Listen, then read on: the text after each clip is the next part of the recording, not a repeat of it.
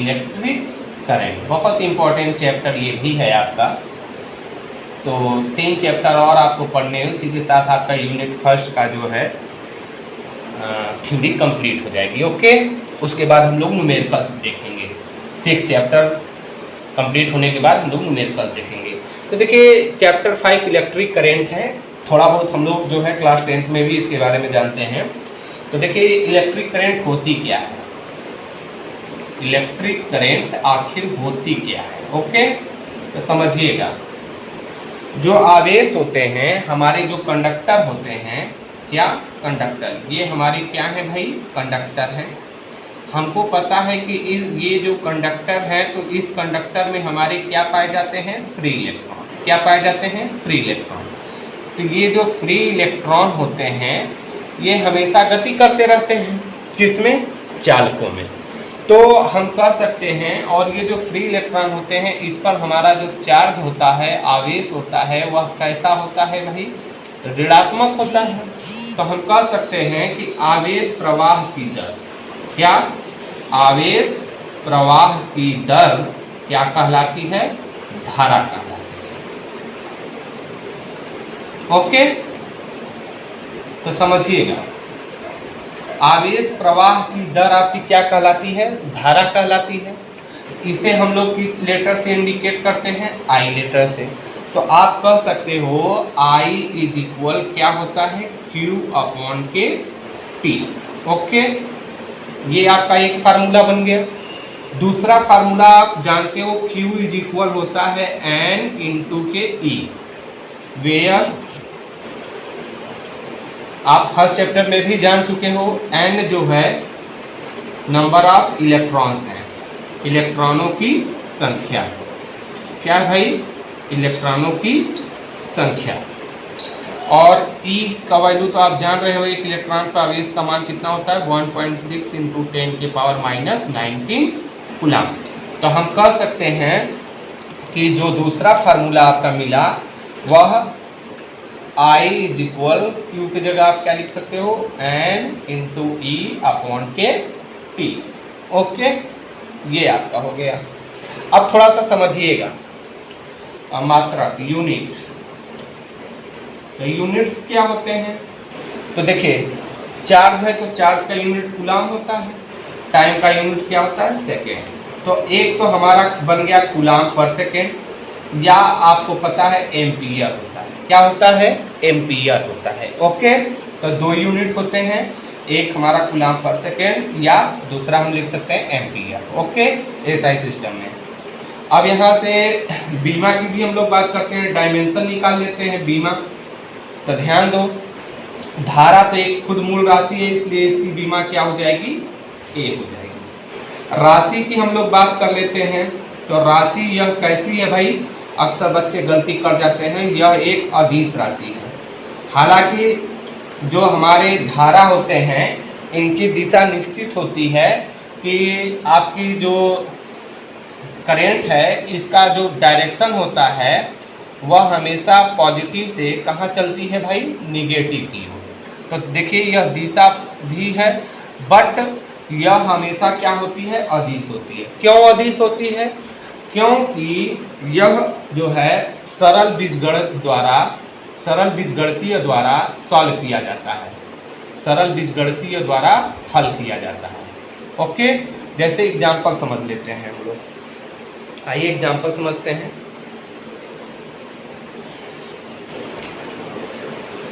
Ampere, 6 ampere, यहाँ देखिए 10। ये पॉइंट क्या है, थोड़ा समझिएगा। देखिए ओ एक वैद्युत संधि है। वैद्युत संधि बोले तो जहां 2 या 2 से अधिक परिपथ आपस में मिलते हैं। तो देखिए 4 एम्पियर, 6 एम्पियर और ये 10 एम्पियर के परिपथ ओ बिंदु पर मिल रहे हैं। ओके, इस संधि पर देखा जाए तो 4 एम्पियर की धारा ये आ रही है और 6 एम्पियर की धारा ये जा रही है। तो कुल यहाँ से कितने एम्पियर की धारा निकल रही है, 10। सॉरी यहाँ 6 रहेगा। तो कुल कितने एम्पियर की धारा निकल रही है, 10। तो इसका मतलब यह अदिश राशि है। कैसी राशि है? अदिश। अगर यह सदिश राशि होती, क्या सी राशि होती? सदिश राशि होती, तो इसका मतलब इन दोनों का जो परिमाण है सदिश राशियों में, इनके बीच जो कोण हैं उन पर भी डिपेंड करता है। देखिए यह कोण θ1 मान लीजिए, θ2 मान लीजिए, θ3 मान लीजिए, तो कोणों पर भी डिपेंड करता है। जबकि हमारे अदिश राशि पर यह कोण पर निर्भर नहीं करता, जबकि सदिश राशि पर हमारे दो राशियों के बीच परिमाण जो होते हैं वह कोण पर भी डिपेंड करते हैं। जबकि आपने यह देखा कि साधारणतः तरीके से आपने जोड़ दिया तो आपको क्या मिल गया? टोटल करंट मिल गया। जबकि सदिश राशि में हमारे कोण पर भी निर्भर करता है। ओके, यह मेन डिफरेंस था। चलिए, इलेक्ट्रिक करंट आपका क्या होता है? समाप्त होता है। ये पहला टॉपिक आपने क्या कवर कर लिया भाई? इलेक्ट्रिक करंट, वैद्युत धारा। ये आपका पहला टॉपिक कंप्लीट हो गया। दूसरा इसी में टॉपिक है आपका धारा घनत्व। क्या है? धारा घनत्व। समझिएगा, धारा घनत्व होता है। तो मान लीजिए कोई हमारा चालक है, ये है, ओके। तो जाहिर सी बात है इसके अनुप्रस्थ काट का क्षेत्रफल भी होगा, और जैसे ही आप चालक के सिरे पर विभवांतर स्थापित करते हैं, ये मान लीजिए कोई विभवांतर भी स्थापित आपने कर दिया, तो अब हमारा जो करंट होगा वह I इस अनुप्रस्थ काट के क्षेत्रफल में क्या करने लगेगा? फ्लो करने लगेगा। ओके, ऐसे।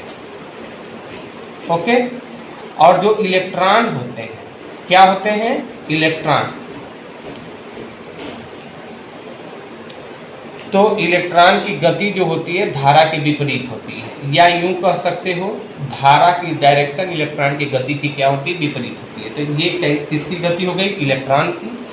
और ये किसकी गति हो गई? करंट। ओके, ये भी इंपॉर्टेंट ऑब्जेक्टिव है कि जो धारा की दिशा होती है इलेक्ट्रॉनों की गति की क्या होती है? विपरीत होती है। तो हम कह सकते हैं कि जो धारा घनत्व होता है वह किसी चालक के एकांक अनुप्रस्थ काट के क्षेत्रफल से बहने वाली धारा के क्या होती है? बराबर होती है। इसको किस लेटर से दिखाते हैं? जे लेटर से दिखाते हैं। तो इसका भी देखिए, जब आप नोट्स बना रहे हैं तो एक एक टॉपिक का जो है बिल्कुल आराम से डिफिनीशन भी लिखते रहिए। डिफिनीशन से ही फार्मूले भी तैयार हो जाते हैं। तो देखिए मैंने क्या बताया कि किसी चालक क्या कहलाती है भाई? धारा घनत्व। ओके,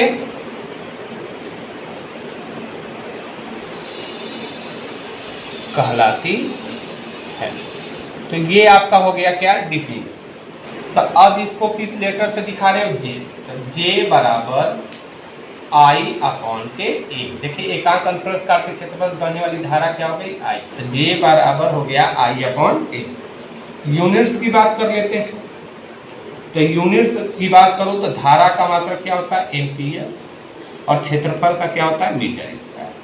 तो राशि की हम लोग बात कर लेते हैं। तो राशि कैसी है भाई? तो यह एक सदिश राशि है। कैसी राशि है? सदिश राशि है, ध्यान दीजिएगा। ओके, और बीमा की हम लोग बात कर लेते हैं। तो देखिए धारा की बीमा ए हो गई और क्षेत्रफल की बीमा एल स्क्वायर हो गई। बीमा निकालने की आप क्लास 11 में बहुत ज़्यादा सीखे हो। ए एल माइनस के 2 हो गया। ओके, यह बीमा हो गई। तो यह क्या हो गया? धारा घनत्व हो गया। तो जल्दी से जल्दी इसको नोट डाउन कीजिए, आगे चलते हैं। मुक्त पथ व माध्य मुक्त पथ, इसे किससे दिखाते हैं? लैम्डा से। फिर उसके बाद अगला टॉपिक विश्रांति काल भी देख लिया जाएगा। क्या देख लिया जाएगा? विश्रांति काल। इसको किससे दिखाते हैं? टाउ से। ओके, ध्यान दीजिए, जो आपके इलेक्ट्रॉन होते हैं चालक में क्रमागत स्थापित नहीं कर रहे हैं तब, तो अब हमारे जब यह इलेक्ट्रॉन गति करते हैं तो जाहिर सी बात है कि ये इलेक्ट्रॉन आपस में क्या करते हैं, टकराते हैं। परमाणुओं के अंदर ये इलेक्ट्रॉन होते हैं, तो जब ये गति करते हैं तो आपस में क्या करते हैं, टकराते हैं।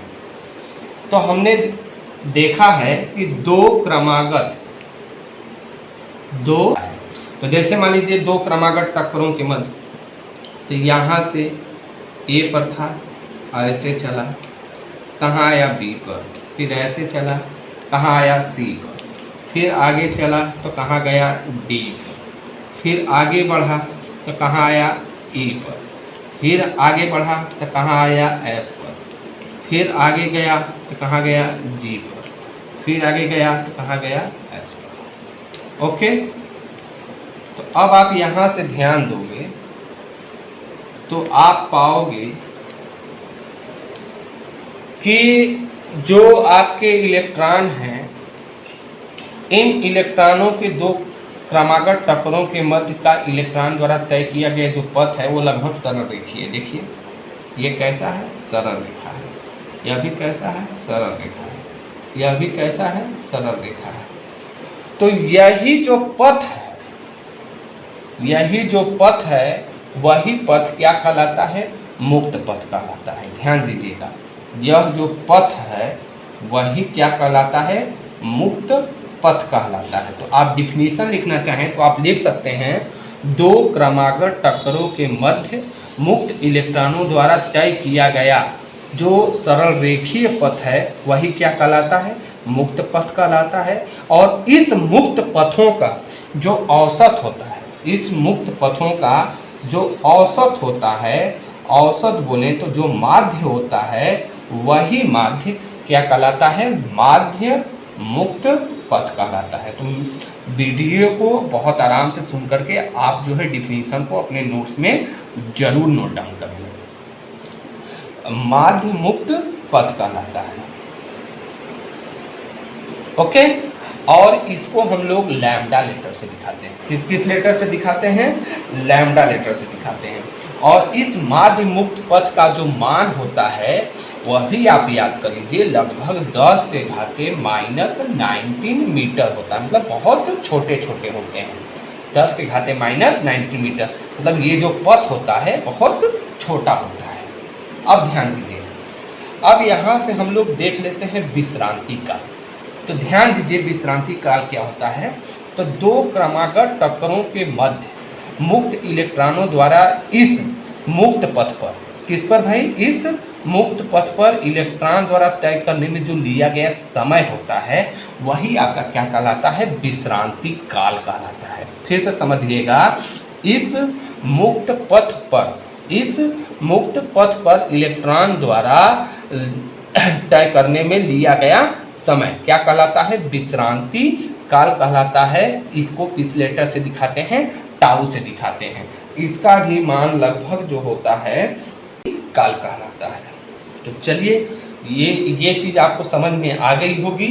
अब हम लोग देखते हैं अगला टॉपिक। तो इसको अब हम अगला टॉपिक आपका क्या है, 5वां, अपवाह वेग। इसको क्या बोलते हैं, VD बोलते हैं, ड्रिफ्ट वेलोसिटी। क्या है भाई, ये ड्रिफ्ट वेलोसिटी है। ओके, ये टॉपिक कंप्लीट कर लीजिए।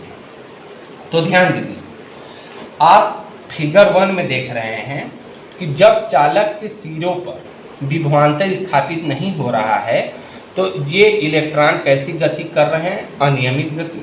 लेकिन जैसे ही जब चालक के सिरे पर आप विभवांतर स्थापित कर रहे हैं तो ये मुक्त इलेक्ट्रॉन जो है कैसी गति कर रहे हैं, नियमित गति कर रहे हैं। तो अब जो नियमित गति कर रहे हैं, तो यही जो नियमित गति होता है वही कहलाता है अपवाह वेग। क्या कहलाता है भाई, अपवाह वेग कहलाता है। इसको किससे दिखाते हैं, VD से। किससे दिखाते हैं, VD से। तो अब आप जो है इसका एक डिफिनीशन लीजिए, यहीं पर मैं वेग कहते हैं, इसे VD से प्रदर्शित करते हैं। ओके, ये हो गया। यह वेग प्रायः बहुत कम होता है। ध्यान दीजिएगा, नियमित औसत वेग रहेगा यहाँ। कैसा वेग रहेगा भाई? नियमित औसत वेग को अपवाह वेग कहते हैं। इसे Vd से प्रदर्शित करते हैं। इसका मान बहुत कम होता है, इसका मान बहुत कम होता है। लिख लीजिए, लिख लीजिए क्या होता है? 10 के घाते -4 मीटर पर सेकेंड होता है। ओके, तो चालकों पर आरोपित विभवांतर के कारण मुक्त इलेक्ट्रॉन द्वारा उत्पन्न होने वाला इस नियमित औसत वेग को अपवाह वेग कहते हैं। इसे Vd से प्रदर्शित करते हैं। इसका मान बहुत कम होता है। तो चलिए इसका उत्पत्ति भी देख लेते हैं हम लोग। अब आप यहाँ ध्यान दो, ये आपका क्या है? चालक है। तो इस चालक में मुक्त इलेक्ट्रॉन होंगे। हमने मान लिया मुक्त इलेक्ट्रॉनों की संख्या चालकों में n, स्मॉल n है। ओके, तो अब आप पहले वाले में देख रहे हैं कंडीशन में कि इस चालक के सिरे पर कोई विभवांतर नहीं लगाया गया है। तो इसका मतलब इसमें अनियमित वेग होगा। तो जब अनियमित वेग होगा तो हमने मान लिया कि इस जड़ इलेक्ट्रॉनों का जो वेग है वह क्या है? u1 u2 u3 है। ओके, तो माना चालकों में मुक्त इलेक्ट्रॉन की संख्या क्या है? n है। जब चालक इलेक्ट्रॉनों का वेग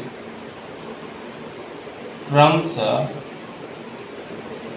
u1 u2 u3 dot un है।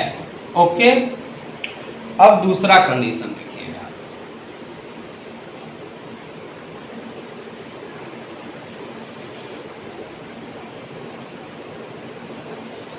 ये हो गया, ये हो गया। अब हम चालक के सिरे पर क्या स्थापित कर दिए? विभवांतर। जैसे ही विभवांतर स्थापित कर दिए तो अब इस स्थिति में तो ये अनियमित गति कर रहे थे। कैसे गति कर रहे थे? अनियमित गति। लेकिन अब कैसे गति करेंगे ये इलेक्ट्रॉन? नियमित गति करेंगे। कैसी गति करेंगे? नियमित गति। तो इन इलेक्ट्रॉनों का अब यहाँ पर क्या सी गति होगी? नियमित गति होगी। यही नियमित गति ही कहलाती है अपवाह वेग। तो अब जो हमारा चूंकि अब जब हम लोग वैद्युत क्षेत्र स्थापित कर देते हैं तो इलेक्ट्रॉनों पर वैद्युत बल लगने लगता है। आपको पता है F बराबर होता है Q × E। तो यही बल लगता है, इसी बल से जो है वो क्या करने लगते हैं? गति करने लगते हैं। तो जब गति करने लगते हैं, इस पर बल लगने लगता है, तो इनका वेग जो होता है जब आप विभवांतर नहीं स्थापित किए रहते हैं उसकी तुलना में क्या हो जाता है? बढ़ जाता है। तो अब जब बढ़ जाता है तो वह मान क्या हो जाता है? ये लिख लीजिए। तो अगले वाले में जब क्रमशः क्या हो जाता है भाई? u1 प्लस बढ़ जाएगा तो कितना बढ़ जाएगा? a tau 1 comma u2 plus a tau 2 comma dot dot un plus a tau n, मतलब n इलेक्ट्रॉन है तो n तक बढ़ जाएगा। तो अब हम लोग क्या निकाल लें? इस नियमित गति का औसत वेग। तो औसत वेग ही क्या कहलाएगा? अपवाह वेग कहलाएगा। तो नियमित औसत वेग, नियमित औसत वेग ही हमारा अपवाह वेग होता है, या अपवाह वेग। क्या भाई? अपवाह वेग को हम किससे दिखाते हैं? Vd से। तो अब नियमित औसत वेग है तो इनको जोड़ दीजिए औसत में। तो u1 plus a tau 1 plus u2 plus a tau 2 plus dot dot dot un plus a tau n upon के औसत में कुल राशियों का योग बटा पदों की संख्या होती है। वैसे ही कर दिए। अब u1 u2 को एक साथ रख लीजिए, u1 u2 plus u3 plus dot dot dot un upon के एन प्लस ए सब में से कॉमन हो जाएगा, tau 1 tau 2 dot dot tau n upon के एन। तो ध्यान दीजिए यह अनियमित है। क्या है भाई, जब आपने विभवांतर स्थापित नहीं किया था तो उस स्थिति में इलेक्ट्रॉनों का वेग, तो वेग की जगह बल्कि आप और अच्छा से क्लियर करना चाहें तो अनियमित वेग लिख लीजिए। कैसा वेग है, अनियमित। तो अनियमित वेगों का जो औसत होता है वह 0 होता है, ये भी आपको याद रखना है। क्या होता है, 0 होता है। प्लस के ए और विश्रांत काल का औसत क्या हो जाता है, ए टाउ 1। तो यहाँ से वी डी की वैल्यू जो आपका निकल कर आया वह क्या निकला, ए टाउ। ओके, ये आपको याद रखना है। ये आपका क्या था, अपवाह वेग के सूत्र की उत्पत्ति थी। तो चलिए आज के लिए इतना ही। नेक्स्ट टॉपिक को नेक्स्ट वीडियो में देखेंगे। एक चीज का ध्यान दीजिए, अब वीडियो को कई बार वॉच करिए, उसको बहुत अच्छे तरीके से जो है देखिए। ना समझ में आए तो थोड़ा सा आप भी मेहनत करिए, बुक का सहारा लीजिए, बुक का हेल्प कीजिए, कमेंट बॉक्स में बताइए एक बार और हम कोशिश करेंगे समझाने का। चूँकि ये थ्योरेटिकल चैप्टर था इसलिए थोड़ा इसको समझाने में समय लगा। Okay, thanks, bye. क्यों तरसता है तू बंदे, जल्दी ही बदलेगा मंजर, झांक ले तू एक दफा बस दिल से अपने दिल